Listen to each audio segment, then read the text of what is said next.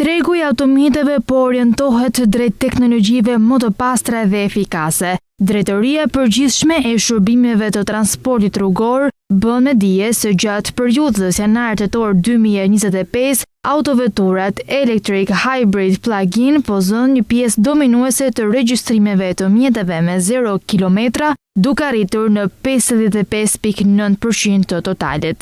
Krahasuar me të njëjtën periudhë të vitit 2024, kjo kategori ka shënuar një rritje të ndjeshme prej 30.9%, duke reflektuar interesin gjithnjë më të lartë të qytetarëve për automjete që kombinojnë performancën me mbrojtjen e mjedisit. Këto të dhëna tregojnë orientimin e qytetarëve drejt mjeteve me efikasitet më të lartë energjetik dhe me ndikim më të reduktuar në mjedis.